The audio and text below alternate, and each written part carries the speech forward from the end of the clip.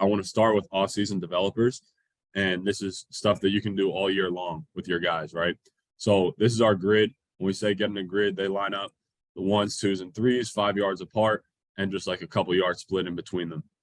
And the first thing we start with all the time is uprights. So all they're going to do on the whistle or on the set hut is going to get into their ramrod position. So you see right here, his weight is slightly inside the midline. If you stick the dowel rod in his head, it comes out just a couple inches behind his butt, and his hands are in, up, and out. So that's a good power position right there. You look back here at some of the younger guys, his weight is outside the midline of his body, right? So he's not going to be balanced in his position. And then out here, so these are just things you look for as you get them in their grids. So you'll start a 3-point stance, and then you'll do it in a 2-point stance and just rapid fire back and forth. The next thing we do is we get into a head catch drill. So we'll just stand with a partner and just put a light pressure on the back of their head. The biggest reason we do this is just to feel the urgency of snapping out of your stance, of snapping upright into that ramrod position. So as you look at these guys, like if you look right here at our left guard, right? Way too much resistance on his head. So as he tries to snap out, he's all off balance. You get a good picture right here of our right guard, just slight pressure on the back of his head, and he feels the urgency he needs to snap upright. You see right here, waist slightly inside the midline. He's got a good ramrod position, and his hands are in, up, and out, ready to strike. And then the next thing we do is we'll get into some sort of wave drill or sets on air, right? So we might say 2 angle, 2 vertical, whatever we decide to start. Or we might say, so like, for example, here, I'm standing as a 5 technique or a 3 technique for these guys, and they need to set to their position based on my alignment, right? Set to their spot based on my alignment.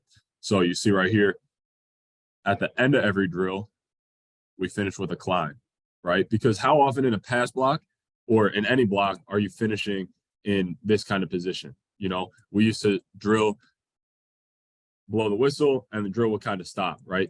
But everything we talk about here is coaching the back end of blocks. So we talk about glue a lot. And what he's doing right here is as he gets to his spot on the second whistle, he's going to climb and glue, and he's going to finish and put his body on a body and turn the back end of a pass block into a run block.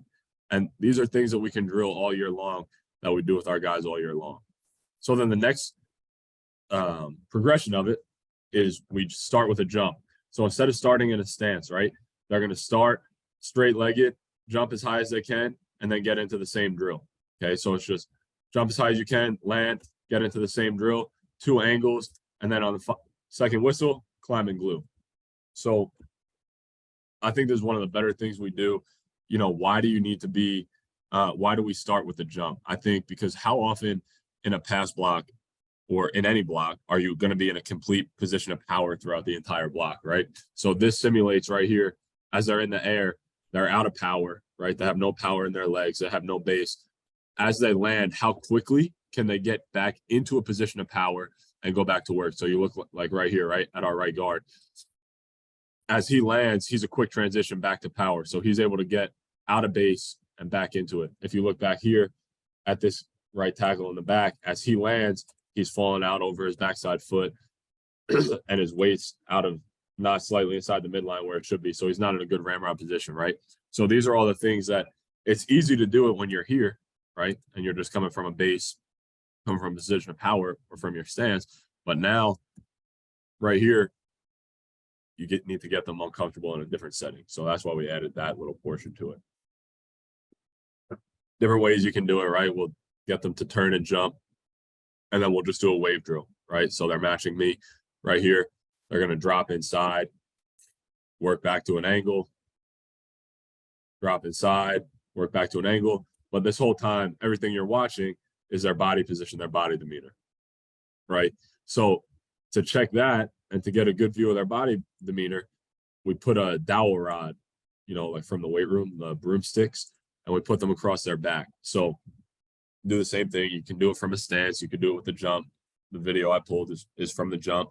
Again, we do a lot of this stuff in the off season just to get them feeling that. So as you watch right here, the number one thing you're looking for is this dowel rod. Is it rocking back and forth as they change direction, or does it stay pretty stable?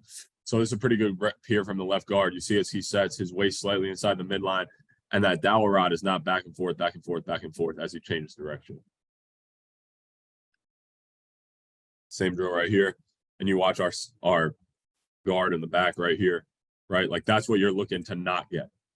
So every time he changes direction, you see his weight shifts. So now if he's 330 pounds, right? Every time he changes direction, he's got 330 pounds going that way, and then back this way, and then back this way every time he changes. So if you keep your weight slightly inside the midline, you're in a much better position of power to work. Okay, next thing we do is we throw this big, thick green band around their waist and we pull them. So their partner stands behind and they pull them as fast as they can. This is another way to just get our guys feeling the speed that they need to set with. And then a couple things you want to look for are they fighting the green band as they go, right? And when they get to the spot, are they able to stop and sit on their inside foot? And I'll get into the inside foot, why they want to sit on the inside as we keep going here. But that's what that green band will do. Like if you watch this tackle right here that I just circled, as he sets, he kind of drifts to the spot, right? Instead of anchoring down, dropping his inside foot. So the green bands is a great drill to just get them moving with speed. You know, if you watch our right tackle right here, you can see he's resisting, he's fighting the green band. Okay, and then the next thing we do, jump, mirror, dodge, drill that everyone does. You know, our left tackle last year, when we were trying to transition him from guard back to tackle, he was struggling in space. He was really uncomfortable in space because he had played in a phone booth for 2 years. And we had to figure out how could we get him to beat his panic. So all we did was we turned him around so he couldn't see the rusher, right? So as he jumped, he had to turn around, find the rusher, and then get into a set. So we dropped to an inside move here, right? So he'd angle set, drop, drop. But what it's really good for is a guy that struggles in space, right? Or was uncomfortable in space. I shouldn't say struggles, uncomfortable in space, and put him in that situation. So how many ways, when you have something that your guys aren't doing well, how many drills can you find to put them in that position before they take the game rep? So here it is again, one of our guards. So just to give them boundaries, we put these black boards here, do the same drill, right? Turn, spin, jump. And again, this is all off-season developers, right? Then the next thing we do, spot, mirror, dodge. So same drill, but now they're setting to the spot. I'll talk to you about the spot here shortly. But he's going to set to the spot as fast as he can, and then he's got the mirror drill. That's it. So how fast can you win to your spot? And then start the mirror drill. Again, all body, demeanor, body position. Different drill, different striking drills. What striking drills can we work during the off season, right? So we have the difference right here on the wall, and we do it different ways. So Coach Fry center right here, and he'll say each pad has a number, right? 1, 2, 3, or 4, and he'll call the numbers out, and the players just need to react 1, 3, 3, 4, and work on striking. And we'll get to striking fundamentals here in a second. This next drill, it's glue. So like I said before, at the back end of every single block, we want to finish with a glue. So for us, all that means is finishing with your body on his body. Okay, so you see here, he sets to his spot, and now we're not talking about hands. We're not worried about the punch. All we're training is the glue finishing body on body right here. Okay, now we added a little bit of a reaction to it. So he's going to set, the pad stays outside, take one more, climb and glue. And then the last thing that we started doing a lot of this offseason, a big focus of our team, was competing, right? How many different ways can you compete in the offseason in individual drills? So we had to find different ways to get our guys to compete in fundamental drills. So all we did was we put a cone back here, and they had to clear the cone, went to their spot, and then race through the bag. First one to touch the bag wins, right? But what you notice here is in all the drills, I was showing examples of Matt Jones right here, our right guard, right? And he was his technique fundamentals and drill work is one of the best. Now we go into a setting where he's competing, and if you look as he gets to his spot, he starts slowing down, he starts looking for the cone, his weight's over his outside foot, his base, he's not slightly inside the midline, his hips are turned.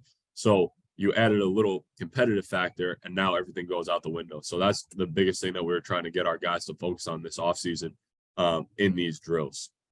And that's why we added the little competition part.